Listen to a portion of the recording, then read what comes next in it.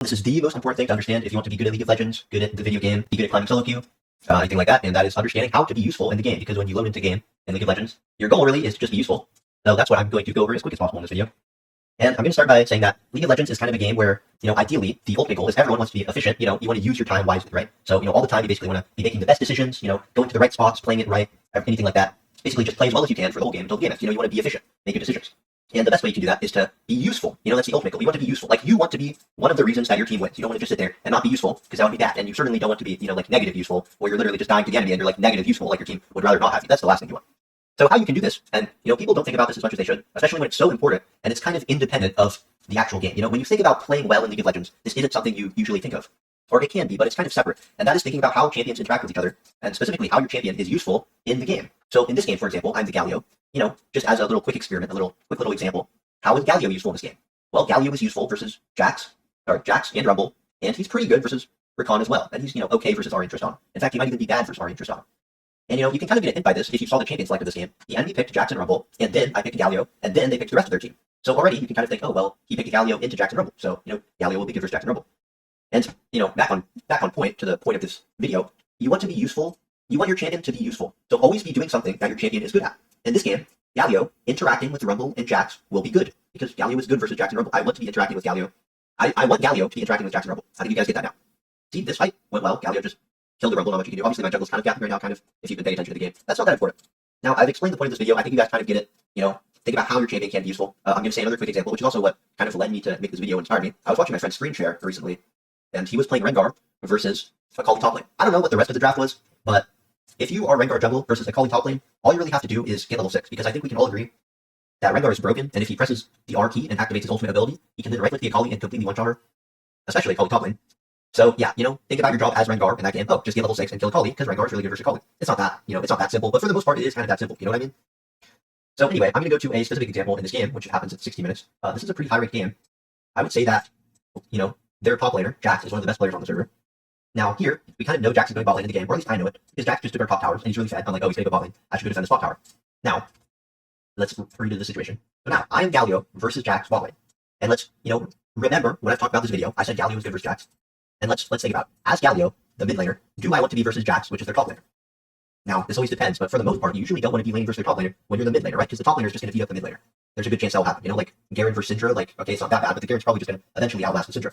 But in this specific game, Galio is good versus Jax. And you can take it a step further if you've noticed, if you've been looking. Jax is very good versus Fiora, champion-wise. And if you look at the actual context of the game, Jax has 2 items, Triforce and Bork, and Fiora has 1 item. I mean, you don't even have to look at the items. Jax has 2 items, and Fiora has 1 item. So if this Fiora is on the Jax's screen, she's just dead. Like, if Fiora is laning versus this Jax, she is completely useless. Like, completely useless. It's almost, unplayable. Like, she spawns in dead. So, this Jax makes the mistake of thinking that he can do something here. Like, as Jax versus Galio, when he really can't. I don't blame him for thinking that he can do something. I mean, he does eventually do something. Like, he pushes me out of lane eventually, but it takes, maybe 2-3 minutes. And, if you're looking at the scoreboard here, this Jax is so fed. Like, he is unfathomably fed. He's 2 items, and, everyone else is 1 item.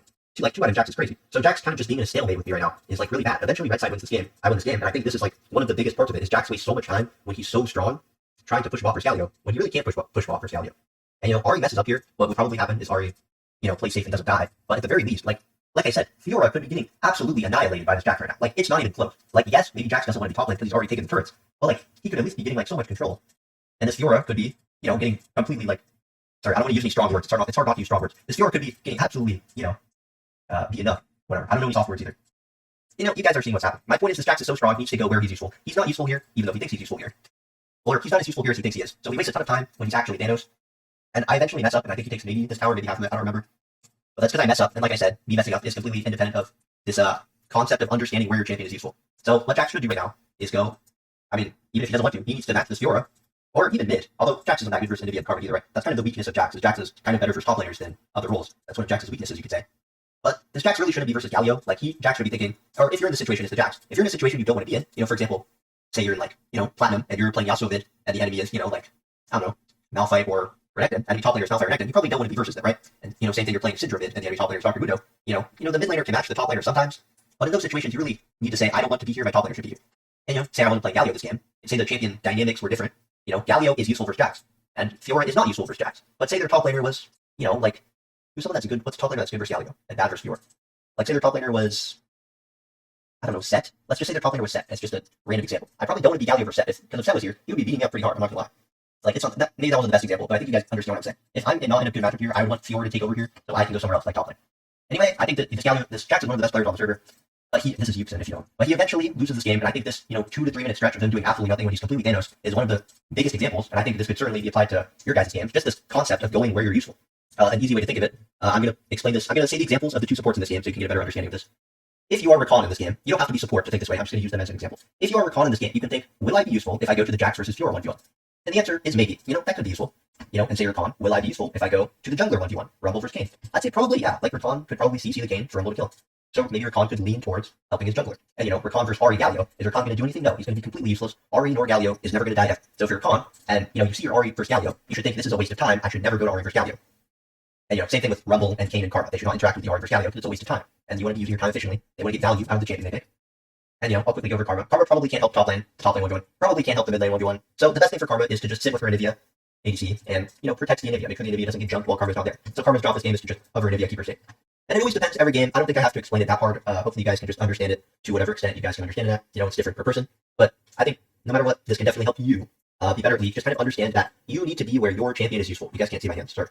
If your champion is not useful in a situation, you should just not go to that situation. And if there's not somewhere else that you can go where you're useful, then there's probably a more underlying problem there. Like, you gotta be doing something wrong. But for the most part, sorry, I heard a sound. I didn't know, if something was coming to get me or not, but I'm good. But anyway, for the most part, just go where your champion is useful. Say it's Malphite versus Tryndamere top lane. I think we all know that it would just be a wild goose chase. Malphite would want to be versus the Tryndamere, and every time the Tryndamere sees the Malphite, he's thinking, I gotta get out of here, I gotta go, So it's always like that. Every situation is like that, even if it's not as extreme as Malphite versus Tryndamere or Malphite versus Quinn, where one team or one side wants to be there and the other side doesn't really want to be there. And you should always just kind of think about which side wants to be there. So yeah, just think about how your champion can be useful in games. Think, what can I do?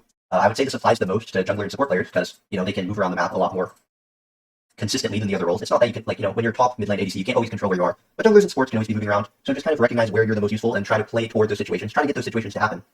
And yeah, I think this video, I try to make this video short, but it's just going on long again. This is just a long video, I guess. I hope you learned something, and thanks for watching.